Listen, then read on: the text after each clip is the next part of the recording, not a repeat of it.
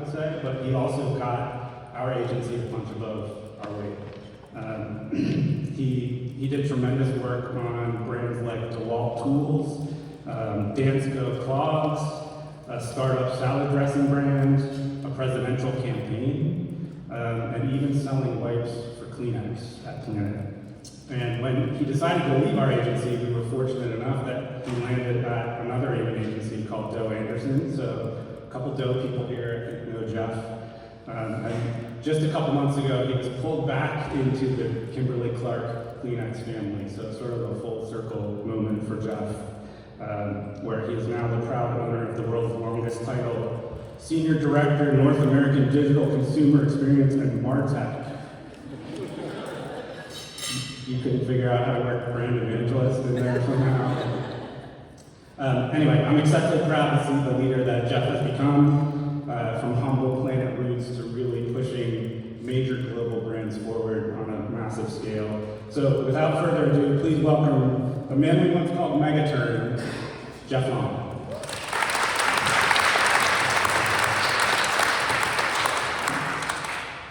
Thanks, Phil. What Jack didn't tell you is I had to send him a text message where I went and got another job offer, and I texted him and I was like, please, for the love of God, do not make me take this job. Please hire me. So I did beg, and he did hire me, which I appreciate. I have a slide. We're going to fly through some of this. We're going to talk about some fun stuff today. Hopefully this is entertaining at a minimum. We'll see how it goes. But you guys are going to be my guinea pigs. When I first started making this presentation, I was at Taco Bell. We'll talk about that, but yeah, cute guinea pigs. And then I was like, okay, now I'm at Kimberly-Clark, I'm going to change the image. ChatGPT, Copilot, can you please update this image with Kimberly-Clark products? We kept the sombreros. It's fine, it is what it is. So let me lay some groundwork of what this is and isn't going to be over the next 45 minutes or whatever amount of time that I have, and however long they let me talk up here before someone comes and gets me off. If you're looking for answers, probably not the right talk. I'm not going to give you answers. What I'm going to give you is some provocations and some questions to think about. So hopefully that will help you guys think through. Brian, welcome. If I turn this off. Is that better? Oh, it's so much better. So I have some questions. We're going to talk a little bit about things that you should be asking yourself and thinking about for yourself as you start to build your career journey and think about what the future might look like for you. I think this is true in both personal life and professional life, so we'll go through that. Yeah, if you're looking for like one weird trick to have an awesome career, this is probably not for you. I think personally this is the peak of advertising, but that's not what we're going to do today. What we're going to talk about is just some things that maybe will spark some interest for you guys and you guys can take some notes on and think about as you go out. So this is what we're going to talk about. Me, my favorite topic. Number 2, stuff for y'all. And number 3, marketing. Fun fact, if you type into Jiffy agenda, that is what you get. So that's what you guys get. So hopefully this makes us feel. We're going to have some fun. We're going to make it fun and entertaining and hopefully enjoyable along the way. So let's talk about my journey. We're going to share some ChatGPT and Copilot imagery along the way. When I was in high school, it's funny, whenever I do interviews, people are like, tell me about yourself. And I'm like, so in high school, and they're like, whoa. In high school, I was a big science and data nerd. I love numbers, I love math. I love this idea that you could like create a hypothesis and then go test it and see if it would come real, right? Like, oh, I think this might happen if I do A, B, C, and D. And then you can go do A, B, C, and D and see if you're right? That was super cool. So I built hovercrafts, I built golf ball cannon launchers, I built all this cool stuff and did all these cool tests. And then my senior year of high school, I had one extra class, one extra elective, and I took a marketing class. Shout out to North Carroll, it doesn't exist anymore. They shut the school down because it just wasn't cool enough for the kids today. But we designed some t-shirts, and I actually just like fell in love with marketing when we designed t-shirts to sell at the school store. It's like the lamest origin story of all time, but for me, it just stoked this passion of blending left brain and right brain and trying to think through what do people want to buy and how do we communicate to them in a way that gets them to show up, and where should we put signage around the school, right? Where are the heavy thoroughfares? Where are people going? Out of home, in a high school, very difficult. So I fell in love with it, and that's kind of where my journey started. I went to Loyola. I actually got to speak this morning in Loyola, which was awesome. I went way long, so Christy, apologies in advance. But I majored in marketing there and did an MBA program as well, and that's when I started with Jack And so I had a bachelor's degree in business and a master's degree in business, and all my buddies from my MBA program, they were like going and working at consulting firms and the big four accounting firms and all these places that love MBAs. And they're like, yeah, MBAs, hell yeah, we're going to put you on the management track. And I went and worked at an advertising agency called Planet, and they were all like, you're an idiot. Why would you work at an advertising agency when you have an MBA? And it was a little weird, I'm not gonna lie. The first couple of weeks were a little sketchy, a little dodgy. I definitely felt a little out of sorts. But I started to assimilate, and I got to do a lot of really fun, cool things. And we had great leadership at Planet. Shout out to Matt and Ed. They always embraced the people as the core component of doing great work. And so I have a ton of experiences, and I really think my experience at Planet shaped who I've become today. And like I said, I learned to assimilate. I figured out, hey, it's not about suits, it's about hoodies and bling. I got to do a lot of really cool stuff. I got to work on some really cool clients, some really cool campaigns. I became an expert in makeup and facial cleansing towels. I worked on varied business. I worked on salad dressing. I don't really like salads, but I learned how to sell salad dressing. And then I worked on a presidential campaign that was, I'll tell you guys a funny story. We had a meeting. We were sitting in the Planet offices. This was when we were across the harbor on Pratt Street with Mark O'Malley's campaign manager and all of the senior leadership from his campaign team. And I remember Ed said, what's the strategy? What is our positioning for this presidential campaign? This was the election where Hillary ended up as the nominee, but really Hillary and Bernie kind of duked it out. And they were like, oh, we got a two-pronged approach, it's foolproof. Hillary doesn't have any executive experience, we have executive experience. We were mayor of Baltimore and governor of Maryland. And we're going to run to the left of Hillary, we're going to be more liberal than her, it's white space, there's no one out there. And then about a week after that conversation, Bernie announced his campaign. Bernie mania struck America, and we were, as they say, fucked. So it was kind of doomed from the start. It's a shame. I actually think Mark O'Malley would be a great president, but here we are. My wife and I moved to Louisville. So my wife, we met here in Baltimore. She's a microbiologist, so she wanted to get her PhD. We moved to Louisville. She went to the University of Louisville. We got to go to the Kentucky Derby and do all sorts of fun stuff. And we worked at an agency, an aid agency called Doe Anderson. I remember emailing with Christy at the time. It was a very, I don't know if anyone had ever done that before at that point. No one had ever gone from one agency to the next. It was a whole thing. But we worked it out, and I got to do some really fun work there. We also brought a lot of the things that we found successful at Planet, right? We used to do, I forget what we called them, I don't know if Jack remembers, but once a week we would do a creative happy hour from 4 to 5 p.m. We'd all get theaters and we'd show stuff that inspired us. And I actually brought that from Planet to Doe Anderson, and we really tried to lean into the things that inspired us and that made us jealous. This is really cool shit that we saw out there that we wanted to do and bring that spirit to our clients. I still embrace the casual vibes there, as you can tell. Let me see here. Brian, can you advance for me? Beautiful. I got to work with some cool clients at Doe Anderson as well. Maker's Mark. So this was a Maker's Mark website that we built. It is beautiful. I'm still extremely proud of this website today. It's not quite as good since I left Doe Anderson, but really beautiful. It's a storytelling experience, so it's all about how people experience the brand. We helped Beam Suntory launch some new brands, which was really cool and exciting. I'd really not gotten to do big brand launches before. And then this was my first client. It was a brand planner at Doe, and I want to tell you about this campaign because it's probably the thing I'm most proud of, or one of the things I'm most proud of in my career. So, hospital, North Healthcare, the big hospital client in Louisville was University of Louisville hospital system. Everyone sort of knew that. North was actually bigger and larger, but it didn't got the credit, basically, right? And so I was the brand planner on it, and we've been kicking around this brief for weeks and weeks and weeks around how do you make a hospital stand out. Someone gets hurt, they need help. How do you get them to pick your hospital system or your healthcare system?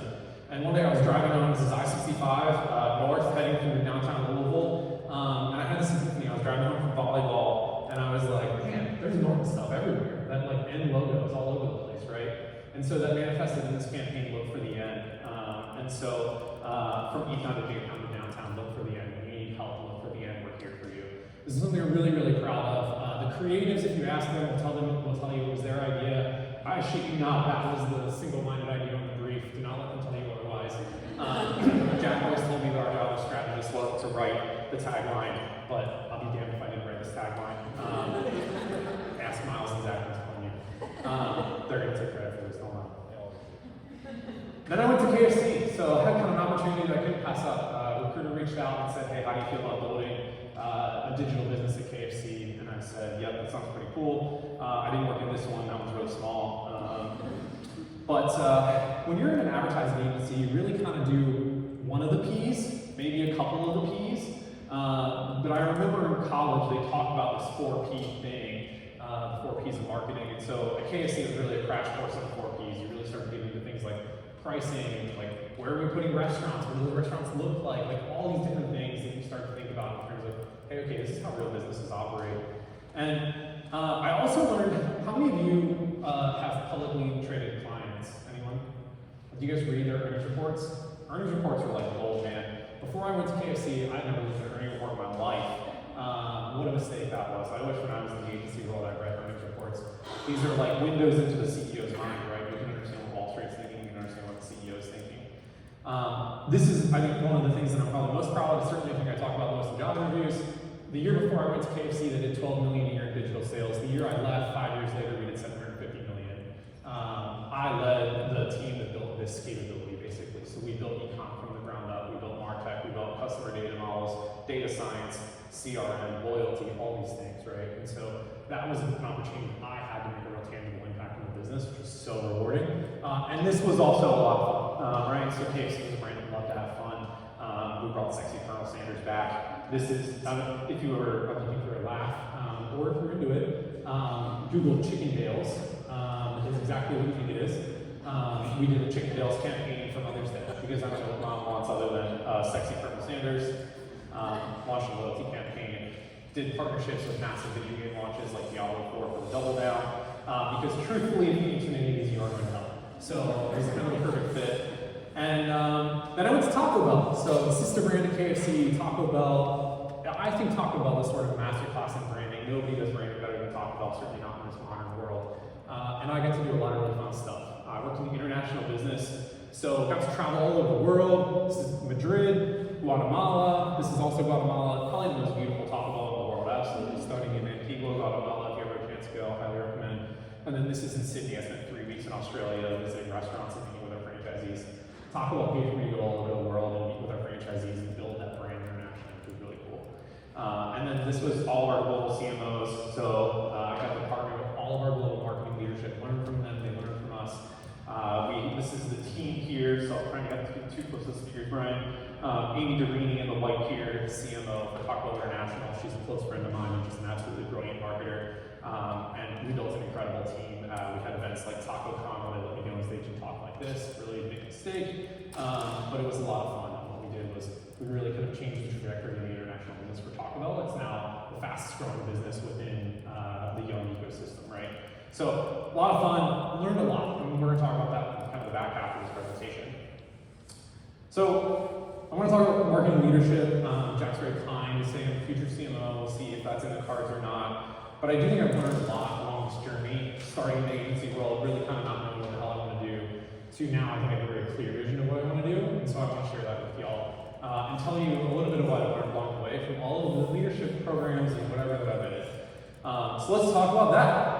You guys all did PI. This is great. I also did PI when I was at Planet. I also redid PI recently for a job offer that I received. It's basically the same, except I'm a little more curmudgeonly now, which I don't think actually shows up in the report, but that was their interpretation of it. I also have done DISC, high D, high I, which is not surprising to anyone who knows me. Myers-Briggs, ENTP, Debater, if you're curious. Heart Styles, which is a model that Young uses, so it's all about how you perceive yourself versus how others perceive you across humility, love, pride, and fear.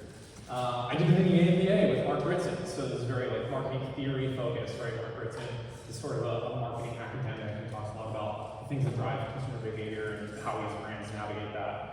And then Young put me in a program called FAM. The unofficial title was Fucking Awesome Marketers. The official title was 14 Awesome Marketers, so it was 14 future CMOs within all of Young globally. And all of us got to do a lot of really cool experiences. We met with Sam Conniff, who wrote Be More Pirate, highly recommend. And we even learned about things like box breathing, which I try and do before I I get on stage, but didn't do this time, so this probably feels a little more chaotic than usual. It is what it is, here we are. Part of that journey was I got to go to the Cannes Lions and participate in the CMO Accelerator program. So Jim Stengel, former CMO of Procter & Gamble, runs this CMO Accelerator program in Cannes. It's run the week of the Cannes Lions Festival. This is Fernando Machado, kind of an iconic brand marketer, worked at Burger King for a long time. And you get to learn from all these incredible luminaries in the marketing world, right? So really unbelievable experience. And what I would like to do is share with y'all what I've learned from all of these things, because the companies and organizations that I've been a part of have really helped me learn and develop and grow. So here's what I want to share with you. I love that gift, man. Number one, I think the most important thing is self-awareness. So if you have really clear self-awareness, and this is going to come up throughout the rest of this section here, you can then use that to your advantage to A, add a ton of value, and B, know what you need to grow and learn and work on, right? So the more that you know about yourself, what you're good at, what you're bad at, what you like, what you don't like, how people perceive you, how you perceive yourself, where those gaps are, it really helps you understand how to be really intentional about building and growing your career from there. This is, I think, the single most important thing that you can do when it comes to your own career journey. Just really, really, truly have a deep understanding of yourself, what motivates you, what makes you happy, what you like, all those things. This is Gary Vee, who I had the pleasure to meet on his yacht in Cannes. Something ridiculous. But I do like Gary. I thought he was a douchebag before I met him. And I met him, and he is the most genuine human in the world. Like all the stuff that Gary puts on LinkedIn is 100% legit and real. That is exactly who he is as a person. I love this, which is don't play defense, play offense. Triple down on your strengths. Know what you bring that others don't. Know where you over-index, where others under-index. Know the things that make you special and lean into those things. I think it's so important. Marketers have to be visionaries, right? So like you gotta have a plan. You gotta have an idea of where things can go, a vision, an idea of what's possible. I always love to say we need the what ifs, right? What if we did this? What if we did that? What if we could do this? That vision is what sets marketers apart. They are the people who set the direction for businesses. And so we have to have a vision. But that vision can't be empty. You gotta build a roadmap. You gotta know how to get to the mountaintop, right? So you gotta have a thought on not just what if we, but how do we, right? What if we did this? Well, how do we get there? We're going to do A, B, C, and D, right? We got to have a plan. We got to know how we're going to get to that destination. And then I love this triathlon image. It's actually kind of a weird image. I don't really love it, but I love the triathlon analogy, which is there are things in a triathlon that you can train for that will be good across all three, right? Like building your endurance, your fitness level, maybe understanding your own nutrition needs. Those are applicable whether you're swimming, biking, or running. But the technique that you build as a swimmer is not going to help you running and vice versa, right? If you're a triathlete, you probably have one of these three disciplines that you're really, really good at. You can't just go in and be like, I'm just going to wing it, right? If you're the best runner, your plan's got to be, I'm going to build up a lead as a runner, so that when I get to swimming, which is not my strength, I have a buffer, right, to rely on. So same thing in your career, right? Figure out the things that you're really good at, lean into those strengths, build some buffer, and then work on the skills behind the scenes that are going to help you need less of that buffer, right? You got to have translatable skills, things that apply across all disciplines, but then when you have those things in your discipline that you're really, really good at, lean into those, become an expert, become the lead at those things. And then collecting people, I was just talking to Matt. This is like a version of networking, I think. I like to say I collect people. So instead of like casting a wide net and networking, I try and find people who are really influential and build deeper relationships with them. A friend of mine is the CEO of a publicly traded company. I text him every quarter after their earnings report and say, hey Kevin, congratulations on earnings, really, really incredible performance. I'll pull out one or two things from the transcript and say, I really like how you guys are leaning into this area, right? He always texts me back and says, hey man, thank you so much, I really appreciate this. It's a little thing, right? Matt was honored as the AFB Lifetime Achievement Award a couple of months ago. And I just sent him an email and I said, hey Matt, congratulations, man, I'm really, really happy for you. I'm not planning on calling in a favor to Matt anytime soon, but maybe I'll do one down the line, right? And I want Matt to know that I think about him, that I care about him, and that I'm proud of him, right? That's an incredible achievement. He deserves it. So just send him an email. Took 10 seconds, just said, hey man, congrats. I hope it meant a lot to you, it meant a lot to me, so proud to see that, and I'm happy for you. So collect people, right? Don't just make relationships, make LinkedIn connections, whatever. Find people who are really impactful, who can help you with mentoring, who can help you with connections, what have you, and embrace those relationships, lean into them, find ways to provide value, show them you care and you're paying attention. This is part of the people that I've collected. This feels like braggy, and I hate that, but not all these people were in these roles, right? Like, in fact, I don't think any of the CEOs were CEOs when I collected them. They've all become CEOs now, right? And so I've been able to build this really, really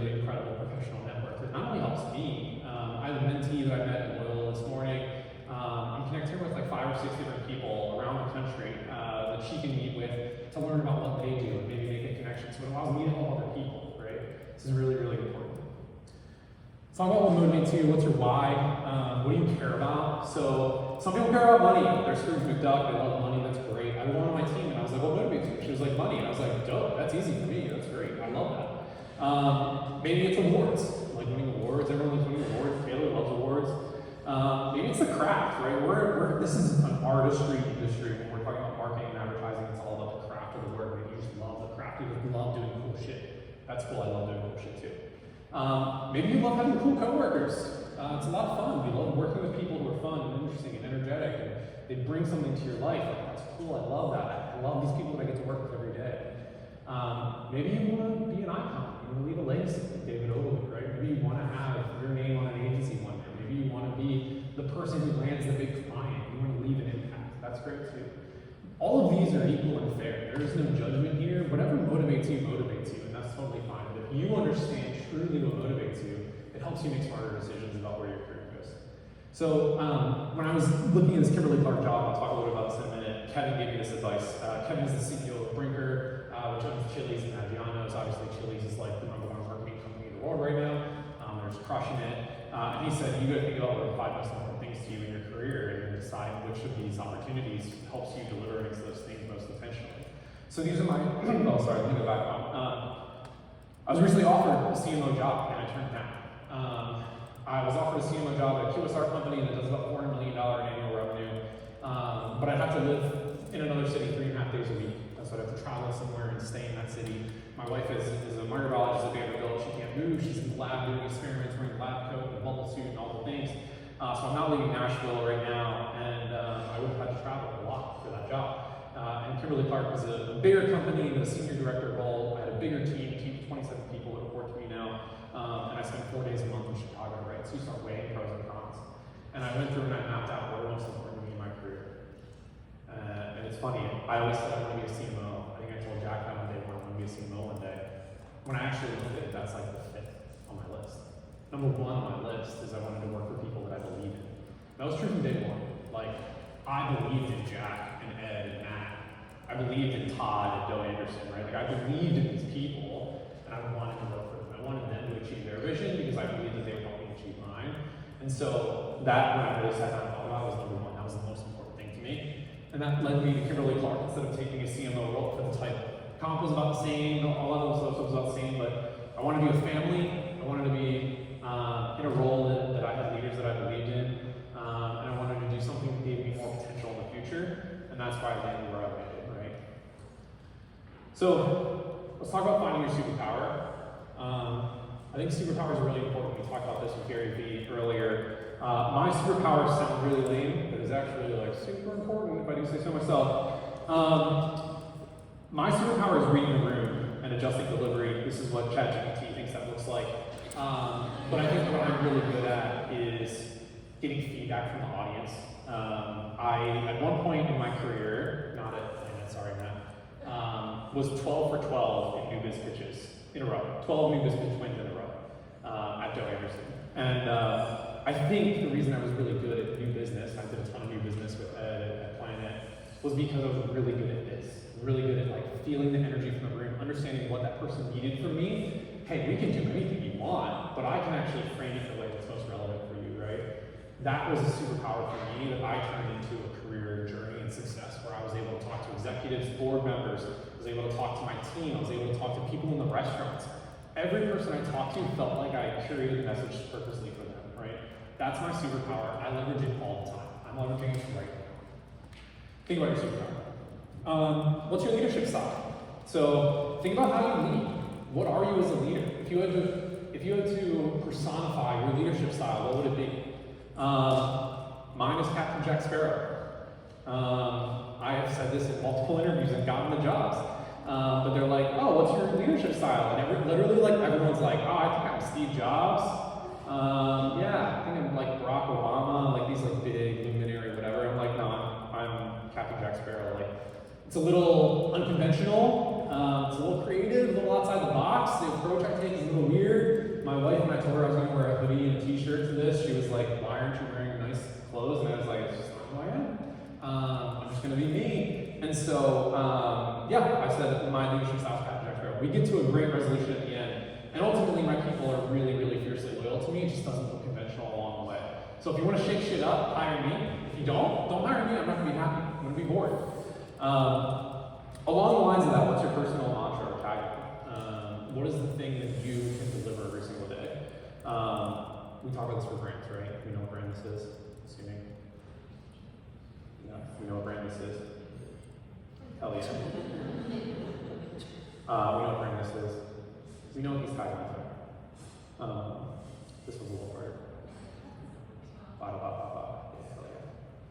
yeah. It's all about the promise that you're making. These taglines are promises, right? They're promises about the attitude you bring, the mentality you have, the approach that you have. What is the promise that you're making? Taylor Montgomery, Global Chief Brand Officer, talked about his is inspiring fearlessness. He wants his team to be fearless. If his team is described as fearless, he has done his job.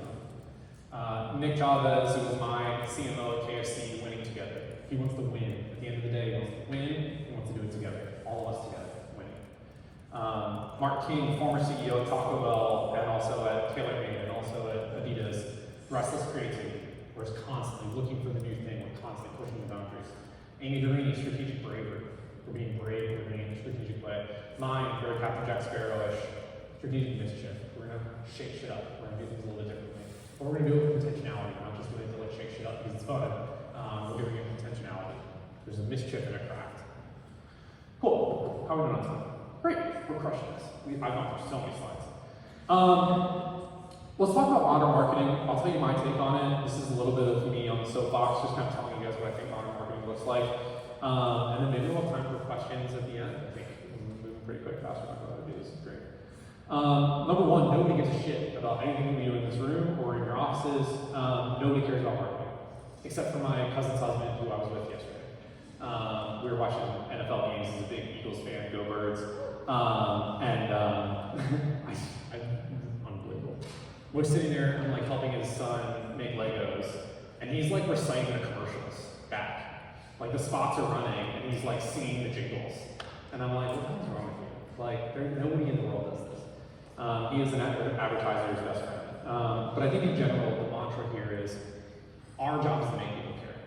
Our job is to make people give a shit about marketing. And they don't care about marketing because we do marketing. They care about marketing because it resonates with them, because it actually means something to them. So when we think about how we do great marketing, I have a friend and a guest speaker who I work with in Australia when you're meeting with franchisees.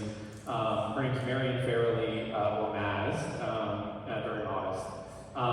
She said the thing that you want someone to respond to your work with is, that's interesting, tell me more. Literally verbally or just subconsciously, right? She was a TV producer for a long time. She worked on shows like X Factor and Who Wants to Be a Millionaire and all these cool kind of like reality style TV shows. And she said her job is simply to get people to give a shit. To get people to say, that's really interesting, I want to see more of that, I want to learn more about that. Right? Our social feeds are really, really good at this. I learned a lot in the last 12 months about Japanese carpentry. I don't know why, it's just really interesting, I want to learn more about it, feed me all that content. And so our job is to think about, when someone's on their phone, they spend 2 seconds looking at something before they flip to the next thing. So how do you get someone in that first 2 seconds to say, that's really interesting, I want to see more? Your job is constantly to get someone to say, that's interesting, I want more. Sean Tressman, CEO of Taco Bell, former Global Chief Brand Officer at Taco Bell, and also former Global Chief Marketing Officer at Jordan. He says great marketing is made with math and magic. Sean is an awesome leader. He's one of those people that you want to run through a brick wall for. This is the best articulation of why I fell in love with marketing in the first place that I've ever heard. I loved this idea of logic and creativity, of math and magic. We can bring math and magic together in an intentional way. That is what makes incredible work, and that's what makes people feel something about our work. We have to move at the speed of culture. Who knows what this is? Only one. 2 people know what this is. Can you explain this? One of you two? Both of you? Yeah, what is skimming toilet? Yeah, I couldn't tell you. All right. Is anyone else like live? Is this up here? Skibbity toilet is a very Gen Z, Gen Alpha phenomenon. So this creator created this concept called Skibbity toilet. It is toilet people, and camera people. It's like a human body with a camera head. No, like not a human head, but a camera as a head. And they're in a war. And there's these episodes they release on YouTube, like periodically. I think like they're making it into like a major motion film. They got like a $200 million budget to turn Skibidi Toilet into a feature film, right? This is obscene and ridiculous, but this is what literally hundreds of millions of views from Gen Z and Gen Alpha. So all of you guys can go home and watch Skibidi Toilet. I hope everyone's watching Skibidi Toilet tonight at dinner. Because this is what's happening in culture, right? This is where culture is going. And if you don't understand Skibidi Toilet, how can you create something that's relevant for younger audiences? So I think this is a good provocation, right? Like, if we don't know what the hell this is, how are we supposed to create great marketing for people who are under the age of 25? Because they've all seen this. They all know what this is. How old are y'all? 32? 27? Yeah. And everyone younger than y'all knows what Skibidi Toilet is, yeah? Yeah. Yeah. This is interesting, right? Like, what the fuck is this? I saw this 2 years ago.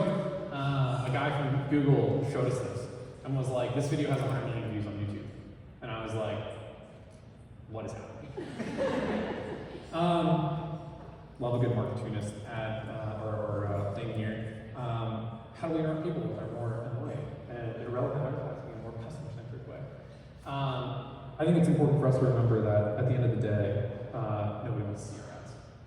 They only want to see our ads when they're hyper relevant to them. So how do we be really intentional about surfacing things that are relevant to people? How do we use the signals that we capture from people to make sure that our marketing is as relevant as possible to them? So in order to do that, we have to think about how we create highlight value to the customer. I would argue Apple does this better than anyone else in the world. How do we understand the things that people not only say they want, but they actually need? This is a hill that I will die on. If you ask people, what is the most impactful, maybe I'll do it on the side so I'm farther away from the speaker.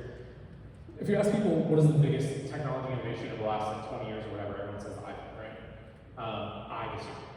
I think it was the iPod Touch. And here's why I think that. Because the iPhone is just an iPod Touch with a cell phone receiver in it. It's actually not that fancy. The iPod Touch was a new way to interact with your device that no one had ever really done before, right? They'd done the click wheel, other companies have done, keyboards and buttons and all this other stuff, but like full screen, touch screen experiences have never existed before. There was not a single consumer in the world who was like, Apple, I want a full screen touch screen in my pocket that has all my phones on it.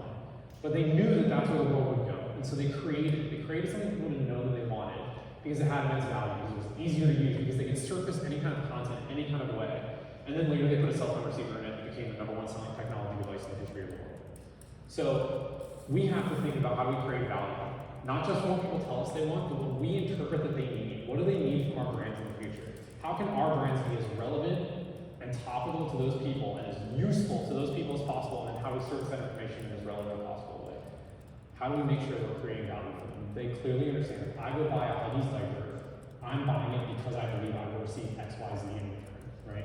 Everything is value exchange, and so that is our job as marketers, to highlight that. You gotta control what you can control. I'm not gonna lie, it's really hard right now to be a marketer. It is really hard to create great advertising. You are trying to show up in a feed, competing with Japanese carpenters and bonsai artists and expert tile people. I don't know, this is what my feed has, I don't know what y'all have in your feeds. But you have to show up in a way that is just as interesting or more interesting than all those other people who are simply creating entertainment. So our work has to be entertaining. That's really hard. Executives don't like to hear that. They want to hear sales and calls to action and conversion rates and all these other things, right? And so we have to control what we can control, which means we have to have really good data, we have to have really good ideas, we have to surface them in ways that are really intentional and relevant for the consumer.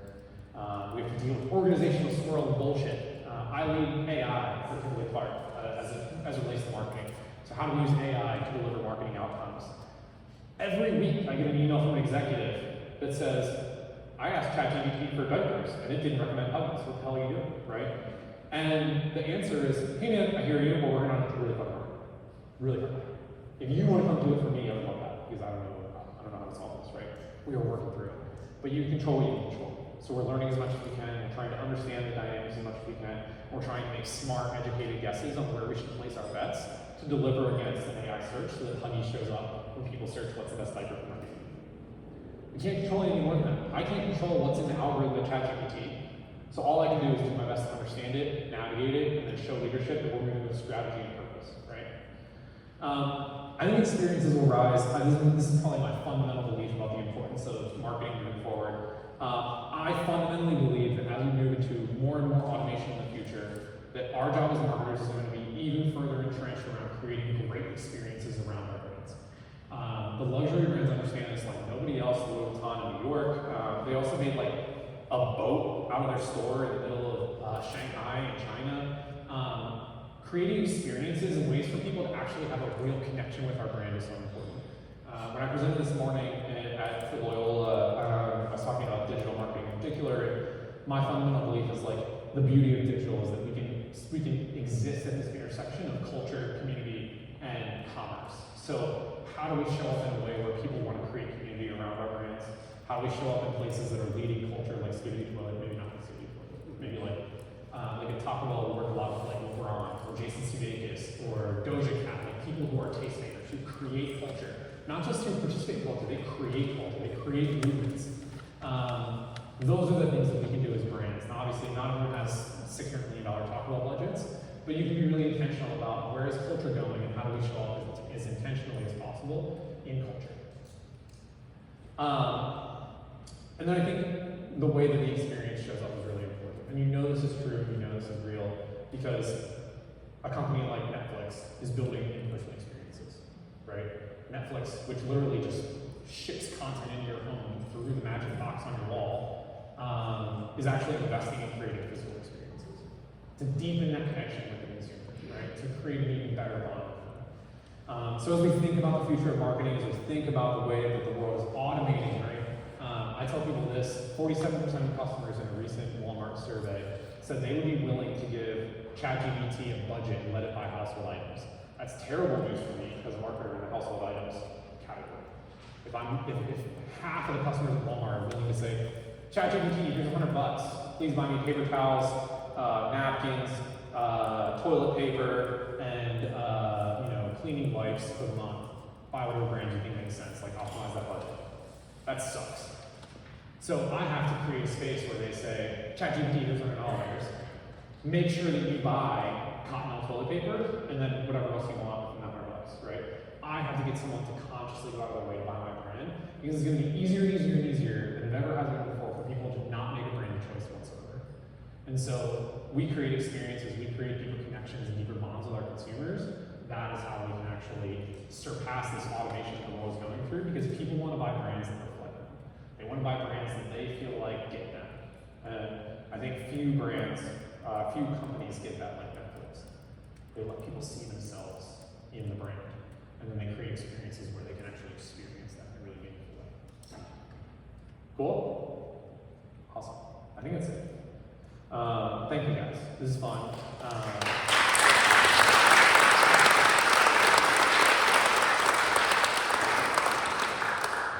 I'm actually blown away that we did that on time, because it was 93 slides.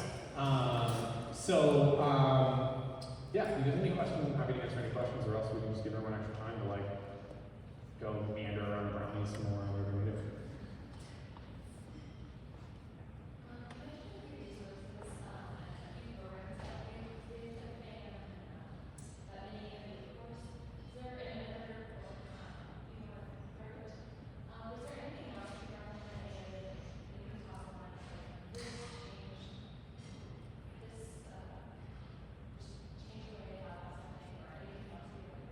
Yeah, it's a great question. So the question for everyone here, the question was like, what are the things you recommend that like are really meaningful and impactful in terms of like changing the way you think about marketing or like your career trajectory? Yeah, look, first answer for any of the like owners or executive leadership in the room, like, send your people to Can. I think there are, I think the biggest thing, at least for me, I'm an advertiser and a brand person at heart, right? Like I do digital, but I do digital in service of building brands. I do advertising in service of building brands. The thing for me is always going out and seeing what is out there that can inspire me. right? Like I love being jealous. So I think a big part of it is just like exposure. So there's a lot of like really affordable things like work. There's Contagious is a really good one. The System One, but System One is an advertising performance or creative performance tracker. They put out content all the time about what creative really works, why people resonate with it, how it performs when people are actually doing it. We call it neurotesting at Kimberly Clark. We neurotest everything. We use something called Creative X. All of those places are really good places for inspiration to say like, what drives behavior, what is great work that's happening out there, and why should I learn from it? I think the mini MBA with Mark Ritson is great. He has a couple of different programs that you can look at. I'm not sure how expensive they are. Everything that I've gone through has been company sponsored. I'm very grateful for that. But there's also a lot of really great content on like LinkedIn Learning, Masterclass, like all that kind of stuff. And I think it's really going to differ for everybody. Like what resonates with one person doesn't for another. I've sat through Byron Sharp stuff. I don't really like that guy. I think he's kind of a jerk. Please don't record this, put this on the internet. But a lot of marketers love it. They think he's great. They think he's really brilliant. And there's a lot of people, I hear people quote Byron Sharp all the time. I like Mark Ritson a little bit better. They're kind of on opposite ends of the spectrum. So what resonates with you is going to be different. But I think the biggest thing is like go out and cast a wide net and get inspired from whatever you can find out there, and then tell your agencies like, hey, invest in us from a professional development standpoint. And the rewards that they will reap will be more creative, more intentionality, more strategic, all that stuff there. Good question. Anyone else? You are someone that seems to show up very authentically in your space. You're talking about like, I'm aware of who he is, like, care what you guys are doing. But I imagine, you know, like showing up authentically comes with challenges, and but it sounds like you think that's a strength. You do it anyway. So I don't know, any advice for us to show up? This is such a good question. Yeah, so correct me if I was doing some verses correctly, but like showing up authentically feels like something that I believe in and lean into a lot, but it can be really challenging. So how do you what do you give me advice around like how do you show up with authenticity and stay true to yourself, but like also appreciate like not everyone needs the full Jeff experience? Is that fair? Yep. Cool. Okay. Yeah, it's a great. That is the question. That is the best question. I am unapologetically myself. I will tell you, I have evolved my confidence in that over time, right? Like, I think Jack and I will tell you, like, I probably wasn't this obnoxious in my 20s. Alright, thanks, Jack. Maybe I was. I mean, honestly, like, I remember one time we were in the office or Crash Rated Planet, and I got into like a yelling match with our director of new business, and Ed, the other co-founder, was just sitting there like, what the fuck is happening?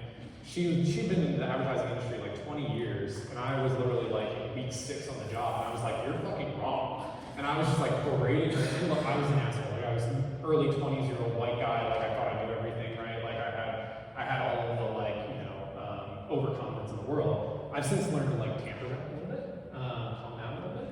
But I think for me, number one, it's a choice. So you can assimilate or you can stand up. They both have pros and cons. And the degree to which you do either of those is really up to you. Similar to like reading a room, sometimes I assimilate more, sometimes I stand up. If I'm meeting with executives, I typically don't wear hoodies. But if I don't meet with executives, I'm wearing a hoodie every day. I make choices that, the way I look at it is like, yourself is not a singular thing, it is a spectrum, right? Every day you show up a little bit differently, and you kind of have boundaries that you operate within. So my advice to you would be, find those boundaries of what feels like it's authentically you, that you're unwilling to compromise on. And then in every situation, you have to figure out where am I landing within that spectrum. So I do the same thing every single day. I show up differently to every single person. Some people will say, you're not being yourself. And I'm like, I'm being extremely myself. I'm just a chameleon. Like, I can flex and be as serious and structured, and I can wear a suit and tie, and I know how to show up really big and do all the MBA shit, but I also know how to be truly myself, which is a little more chaotic, a little more all over the place. And I think somewhere in that spectrum every single day, I try and find success. Yeah, of course. One more. Go ahead. You go ahead. Oh, thanks. I think you said you have a team of 27. Yeah, it's a lot of people. A lot of people. That is a lot of people who probably don't all think like you and are probably more risk averse, 100%. mixed personalities. How do you inspire them to kind of follow maybe more of a risk taking approach, Yeah. a hybrid mentality, when that might not be Yeah, that's a great question. I don't want 27 Jeffs. I want 27 individuals. So I have Kelsey, who is very much like me.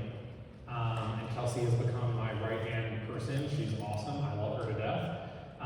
She gets the hardest job in the world because she gets all the like stuff, and I'm like, we need to do something cool with that. And she's like, okay, I'll figure it out. And then I have a lot of other people who are not like me. I have people like a woman named Allie who's very structured. She's a very logical thinker, right? I don't need her to be Jeff. I need her to be the best version of Allie. And what I do with someone like Allie is I push her to say, how do we get outside your comfort zone just a little bit, right? We're just gonna take small steps outside your comfort zone to move you into a space that's a little less risk averse. With Kelsey, it's actually the opposite. Like Kelsey's a lot like me, and I'm like, okay, we need to bring some more structure and rigor to this thinking. I love this, but leadership will not. So I hear you, girl, like I'm vibing, but like let's bring some strategic rigor and structure to this so that when we present it to an executive, they understand how we're gonna actually go make something meaningful out of this versus just like we're doing vibes. So it is a spectrum a little bit, but the key thing is I don't need 27 Jeffs. I need the 27 best individuals on that team to be the best version of themselves. And then we're gonna nudge everyone in the opposite direction of wherever they're comfortable. So if they're really comfortable in structure, we're gonna push them out of that a little bit. If they're really comfortable in ambiguity,